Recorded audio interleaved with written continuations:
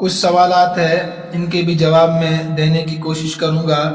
ایک سوال ہے کہ اعتکاف کا حکم کیا ہے؟ اعتکاف کی اولاً 3 قسمیں ہیں۔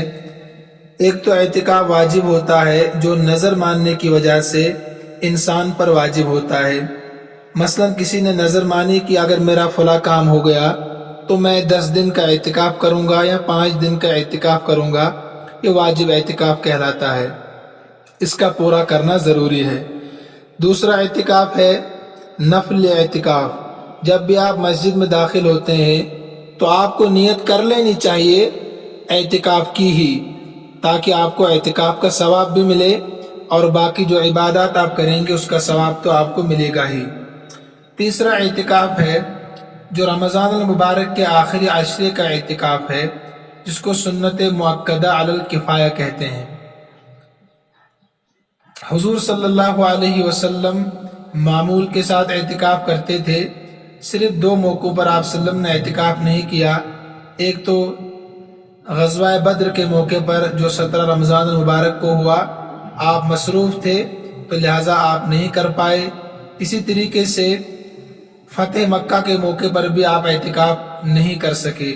جس سال آپ کا وصال ہوا، یعنی آخر اعتکاف آپ صلی اللہ علیہ وسلم نے 20 دن کا کیا، لیکن جو مسلسل آپ صلی اللہ علیہ وسلم اعتکاف کرتے تھے وہ رمضان المبارک کے آخری عشرے کا ہی تھا، تو علماء نے اسی کو سنت مؤکدہ علی الکفایہ لکھا ہے۔ تو ہر محلے کی مسجد میں اعتکاف کرنا محلے والوں کے ذمے ہے۔ سنت مؤکدہ علی الکفایہ ہے محلے والوں پر۔ اگر محلے میں سے ایک انسان بھی اعتکاف کر لے تو تمام محلے والوں سے سنت مؤکدہ علی الکفایہ ادا ہو جائے گا، اب کوئی گنہگار نہیں ہوگا۔ لیکن اگر ایک انسان بھی اعتکاف میں نہیں بیٹھا تو تمام کے تمام محلے والے گنہگار ہوں گے۔ دوسرا سوال ہے کیا عورت اعتکاف کر سکتی ہے، اور اگر کر سکتی ہے تو عورت اعتکاف کہاں کرے؟ دیکھیں، مردوں کی طرح عورت بھی اعتکاف کر سکتی ہے، یہ بڑا اختلافی مسئلہ ہے، لیکن خلاصہ یہ کہ عورت بھی اعتکاف کر سکتی ہے۔ حضرت عائشہ صدیقہ رضی اللہ تعالی عنہ ارشاد فرماتی ہے کہ حضور صلی اللہ علیہ وسلم رمضان المبارک کے آخری عشرے کا اعتکاف کرتے تھے، اور جب آپ صلی اللہ علیہ وسلم دنیا سے رحلت فرما گئے، دنیا سے چلے گئے، تو اس کے بعد ان کی ازواج مطہرات اعتکاف کرتی تھی۔ لہٰذا عورتیں اعتکاف کر سکتی ہے، لیکن وہ مسجد کے بجائے گھر میں اعتکاف کریں گی۔ آخری عشرے کا اعتکاف کرنا ان کے لیے بھی سنت ہے اور ثواب کا باعث ہے۔ عورتوں کو اعتکاف کرنا چاہیے، لیکن عورتوں کو مسجد میں اعتکاف کرنا مکروہ تحریمی ہے۔ گھر میں جہاں وہ مسلسل نماز پڑھتی ہے، ایک کمرہ ہوتا ہے عموماً گھروں میں نماز کے لیے مخصوص، اگر نہیں ہے تو ایک کمرہ مخصوص کر کے رکھیں اور اسی میں اعتکاف میں بیٹھ جائیں۔ تو لہٰذا عورتوں کے لیے بھی اعتکاف کرنا سنت ہے، ثواب کی چیز ہے، فضائل کی چیز ہے، لہٰذا اعتکاف عورتوں کو بھی کرنا چاہیے۔ اس کے بعد ایک سوال ہے کہ دوران اعتکاف دنیاوی گفتگو کر سکتے ہیں کہ نہیں، یا غیر محرم سے عورت سے یا عورت غیر محرم مرد سے بات کر سکتی ہے کہ نہیں؟ دیکھیے، اعتکاف میں لایعنی چیزوں سے بچنا چاہیے۔ ویسے بھی ایک ایمان والے کو لایعنی چیزوں سے بچنا چاہیے، جن چیزوں سے انسان کو نہ دنیاوی فائدہ ہے نہ دینی فائدہ ہوتا ہے، ان چیزوں سے انسان کو بچنا ہی چاہیے۔ اب اگر ضرورت ہو تو وہ گفتگو انسان کر سکتا ہے۔ مرد کو چاہیے کہ غیر محرم عورتوں سے بالکل گفتگو نہ کرے۔ ایسی کوئی مجبوری پیش آئے تو گفتگو کی جا سکتی ہے، لیکن احتیاط کرنا ہی ضروری ہے۔ اسی طریقے سے عورتوں کے لیے بھی حکم یہی ہے کہ حتی الوسع کوشش کرے کہ غیر محرم سے بالکل بات نہ کرے، بچنے کی کوشش کرے۔ اور گھر میں اگر اعتکاف میں بیٹھی ہے تو محرمات سے وہ بات کر سکتی ہے، بھائی ہے، والدہ ہے، اسی طریقے سے والد صاحب ہے، ضرورت کی گفتگو ان سے بھی کرے۔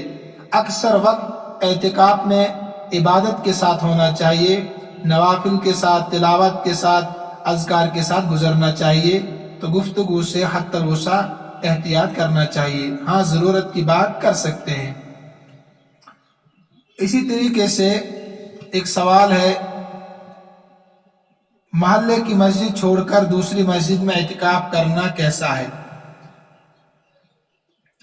دیکھیے میں نے ابھی کہا یہ سنت مؤکدہ علی الکفایہ ہے، لہذا اگر اپنے محلے میں کوئی انسان اعتکاف میں بیٹھا ہے تو لہذا سنت مؤکدہ علی الکفایہ تو ادا ہو گیا سب کی طرف سے، تو اب اپنی مسجد چھوڑ کر اگر کسی دوسری مسجد میں جائے کسی اچھی نیت کے ساتھ، وہاں علماء ہیں تاکہ قرآن سیکھ سکے، یا اسی طریقے سے مشائخ کی محفلیں لگتی ہے تاکہ ان سے کچھ انسان فیض حاصل کر سکے، اپنی اصلاح کر سکے، تو بالکل جائز بلکہ بہتر ہے۔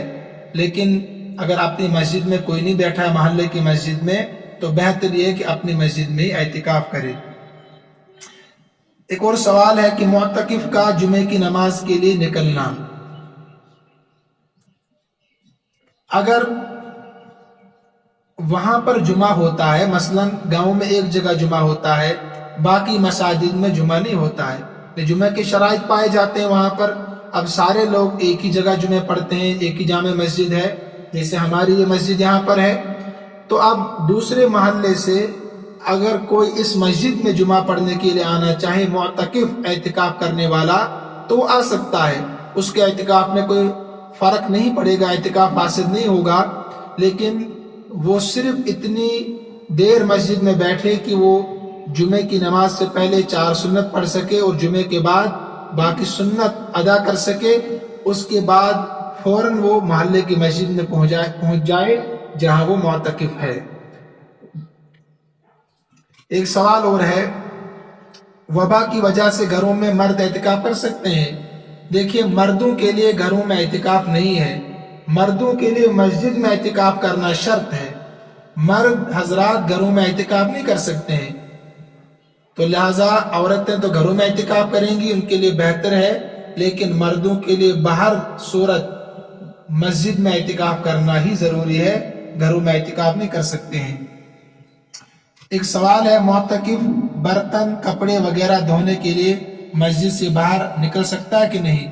دیکھیے کپڑے دھونا یا برتن دھونا یہ نہ تو شرعی عذر ہے، شرعی ضرورت ہے، نہ طبعی ضرورت ہے۔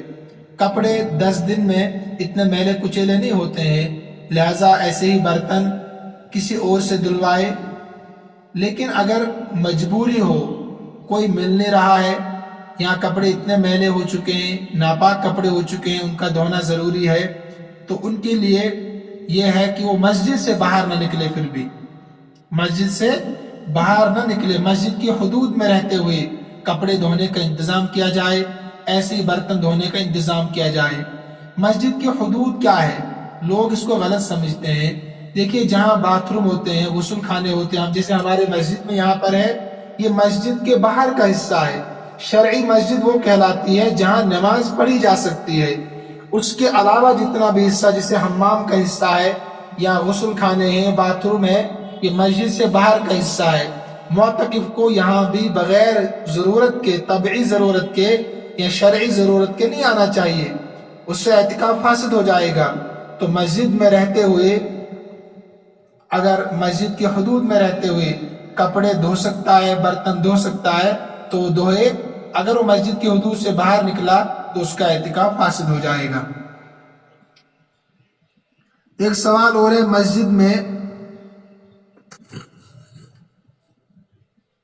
مسجد سے معتکف اذان دے سکتا ہے کہ نہیں، مسجد سے باہر نکل کر؟ دیکھیے اگر مسجد میں مائک کا سسٹم ہے، اذان دی جا سکتی ہے، تو مسجد میں وہ خود اذان دے سکتا ہے، عبادت کا کام ہے۔ لیکن اگر مسجد سے باہر اذان دی جاتی ہے، مسجد سے باہر مائک سسٹم ہے، شرعی مسجد سے باہر، تو بہتر ہے کہ یہ اذان نہ دے بلکہ کوئی دوسرا انسان اذان دے، اس کو اذان نہیں دینی چاہیے۔ لیکن اگر کوئی ہے ہی نہیں، مجبوری ہے، تو اذان دی جا سکتی ہے، اذان میں کوئی حرج نہیں ہے۔ اگر اعتکاف ٹوٹ جائے تو کیا حکم ہے؟ دیکھیے اگر اعتکاف ٹوٹ گیا سنت مؤکدہ جو اعتکاف تھا، سنت اعتکاف جو تھا، اس کے ٹوٹنے کی صورت میں اس کی قضا تو لازم ہے، مگر ایک دن ایک رات کی قضا لازم ہے۔ اس کو آپ سمجھیے، سنت اعتکاف جو ہے اگر وہ کسی عذر کی وجہ سے ٹوٹ گیا، تکلیف کی وجہ سے یا کوئی اور عذر تھا، تو اب وہ اعتکاف ٹوٹ گیا، بیچ میں وہ نکل گیا اعتکاف سے، تو اب اس کی قضا کرنی ہے، مگر صرف ایک دن ایک رات کی قضا ہے۔ لہذا اگر کسی شخص نے مسنون اعتکاف شروع کیا تھا، پھر کسی عذر کی وجہ سے توڑ دیا، تو اب اس کا اعتکاف فاسد ہو گیا، تو لہذا اب وہ ایک دن ایک رات کی قضا کرے گا۔ اب قضا کا طریقہ کیا ہے؟ ایک دن اور رات روزے کے ساتھ مسجد میں اعتکاف کرے، روزہ رکھے، انہیں غروب آفتاب سے پہلے مسجد میں چلا جائے، غروب آفتاب سے پہلے مسجد میں چلا جائے، اور اگلے دن روزہ رکھے، مسجد میں رہے، پھر دوسرے دن غروب آفتاب کے بعد واپس آ جائے۔ اسی طریقے سے عورت کے لیے بھی یہ حکم ہے کہ عورت گھر میں نماز کی جگہ پر اعتکاف کر لے۔ اگر اس کا سنت اعتکاف ٹوٹ گیا کسی وجہ سے، تو وہ گھر میں اعتکاف کر لے ایک دن ایک رات کی قضا کے ساتھ، لیکن اس دن میں روزہ رکھنا ضروری ہے۔ وہ کبھی بھی اعتکاف کیا جا سکتا ہے، اس کے لیے کوئی دن یا کوئی زمانہ مخصوص نہیں ہے۔ لہذا یہ چند سوالات تھے جو میں نے عرض کر دیے ہیں۔ اللہ ہم سب کا حامی ناصر ہو۔ اب وقت ہو چکا ہے، اللہ ہم سب کو اپنے امن و امان میں رکھے، اپنی حفاظت میں رکھے۔ اللہ تبارک و تعالی عالم اسلام کی حفاظت فرمائے۔ اللہ تبارک و تعالی مسلمانوں کے مراکز کی، مساجد کی، خانقاہوں کی، حرمین شریفین کی، بیت المقدس کی حفاظت فرمائے۔ اللہ تبارک و تعالی اہلیان کشمیر کی حفاظت فرمائے۔ اللہ تبارک و تعالی سرزمین کشمیر کی حفاظت فرمائے۔ اس وبا سے پوری انسانیت کی حفاظت فرمائے، خصوصاً اہلیان کشمیر کی حفاظت فرمائے۔ اللہ تبارک و تعالی ہمارے تمام مرحومین کی مغفرت فرمائے، ان کے درجات کو بلند فرمائے، ان کو اعلیٰ علیین میں جگہ نصیب فرمائے۔ تمام بیماروں کو اللہ تبارک و تعالی صحت کاملہ عاجلہ مستمرہ دائمہ عطا فرمائے۔ حاضرین مجلس میں جو بیمار ہیں اللہ ان کو بھی صحت کاملہ عاجلہ مستمرہ دائمہ عطا فرمائے۔ جنہوں نے دعاؤں کے لیے کہا ہے یا لکھا ہے، ہم نے ان سے وعدے کیے ہیں، اللہ رب العزت سب کے جائز مقاصد کو، جائز تمناؤں کو، جائز مرادوں کو پورا فرمائے۔ جو ناجائز مقدمات میں پھنسے ہوئے ہیں اللہ رب العزت رہائی کے اسباب مہیا فرمائے۔ جو بے روزگار ہے اللہ ان کے روزگار کا انتظام فرمائے، حلال اور طیب روزگار عطا فرمائے۔ جو بے اولاد ہے اللہ نیک اور صالح اولاد عطا فرمائے۔ اللہ تبارک و تعالی ہم سب کو دین کا صحیح فہم عطا فرمائے۔ اللہ رب العزت ہم سب کا خاتمہ ایمان پر فرمائے۔ وآخر دعوانا ان الحمد للہ رب العالمین۔